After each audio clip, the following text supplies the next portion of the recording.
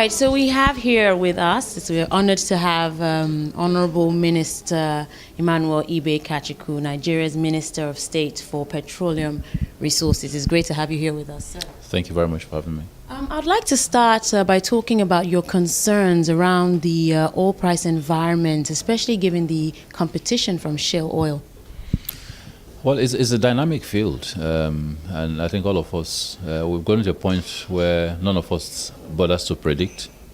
We just watch and we react to it. But I think OPEC has done an absolutely amazing job over the last 1.5 years in trying to finally get back momentum on pricing controls. It is not something we do alone. Obviously, the impact of national economies in terms of how they're doing, the respective countries, Europe, US, Latin America is key. The world economic outlook is key, but fundamentally the world demand curves are also key. And then added to that, then you see the effect of shale production and all other factors. But what I think OPEC has tried to do is to put some semblance of sanity. There was a time when it was a field for everybody, just do whatever you wanted and let's see how we go. And I was one of the first people to point that policy wasn't going to work for too long. And there's a need for us to converge back to what OPEC does very well, which is a group collective attack at the process. We've done that over the last 1 year. It's been wonderful. We've seen prices move up from the very low 40s, actually. In fact, below 40 at one point, down today to, as of today, close to 50, 60. So it is working. But it's a tenuous environment. You've got to keep watching those numbers. You've got to keep watching the market behavior and got to keep watching what the other cross-border alternative dynamics are doing. But so far, so good. And we know that Nigeria has been exempt from OPEC's production cut deal.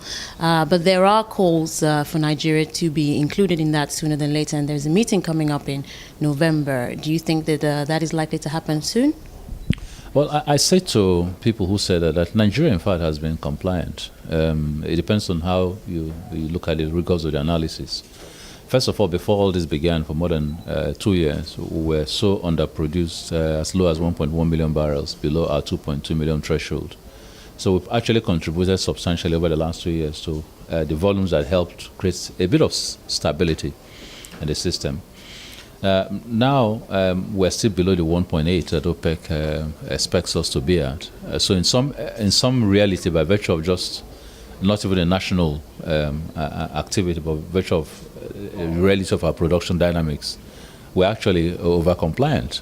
In fact, I was saying that we're one of those who are over contributing, rather than some people are looking for us to join. We've already joined.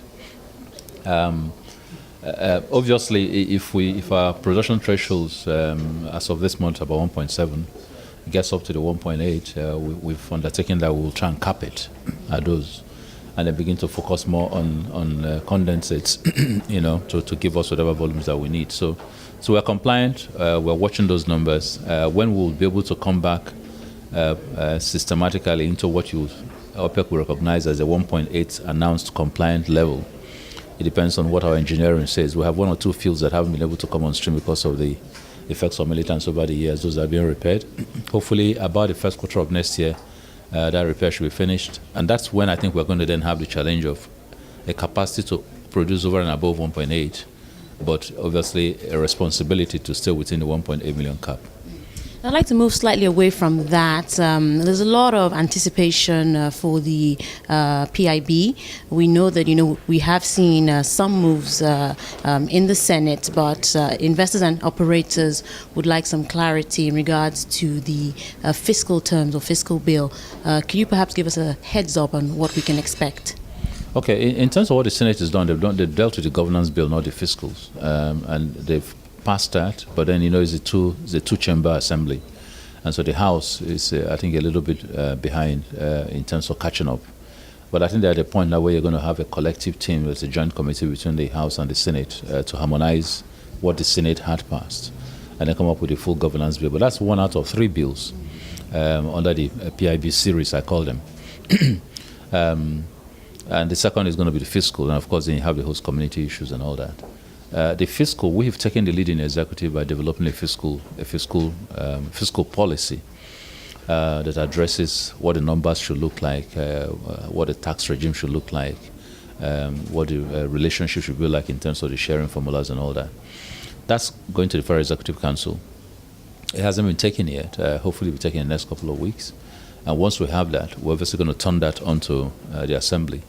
I mean, there are some components of that by ministerial directives and regulation we can enforce and begin, but there is a larger body of that fiscal policy and fiscal law that has to go through the Assembly under the PIB series to be passed. I know the Assembly is already working with us and they are just coming up. So you might see a slew of regulations, one on governance, one on fiscal, all happening between the times of December and probably end of first quarter of next year. So we're working collectively on that. Now, we know you had a meeting with the U.S. Energy Secretary at the Africa Oil Week, and he has talked about wanting to strengthen ties with African countries. What can we see or expect going forward in regards to Nigeria's relationship with the U.S.? Well, Secretary Perry was very gracious enough to have, we've been trying to have this meeting for a couple of months now, missing each other, both in the U.S. and here. So it was a good opportunity to meet. And we're meeting on the background that U.S. was one of our major importers of oil from Nigeria. That's dropped substantially from a high point of 40% to now less than 5%. Obviously on the back of U.S. energy self-sufficiency moves, which they've been able to achieve. But again, they're a very major investor in the Nigerian oil industry through the likes of ExxonMobil, Chevron, and quite a lot of the smaller companies. The whole idea was, why not crying about the loss of market, because we found alternative markets, but increase the level of investment that these companies have in Nigeria, and that's what I was shooting to do. But more important to also be able to look at a global African reach in terms of opportunities that American oil companies do.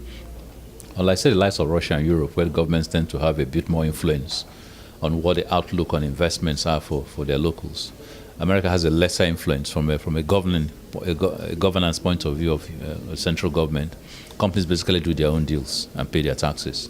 So there's a bit of limited scope in what I will expect Secretary Perry to do. But what he certainly could lay the signpost in terms of encouragement, in terms of a willingness to go in terms of collaboration between, and especially in terms of technology transfer and skill set development. And he and I discussed substantially the potentials for starting training of middle-level staffing, working with our own local content group out of the US. So that was something we thought. So it was good meeting. The investments in Nigeria since the financial restructuring is beginning to look very, very good. Projected over 10 billion over the next 3-4 years. We need to keep that momentum going. We also need to begin to look at how to bring in much latent and latest technology developments out of their research institutions to help us reduce cost of production. And that's it. Honorable Minister, let's leave it there. Thank you so much. It's good to have you.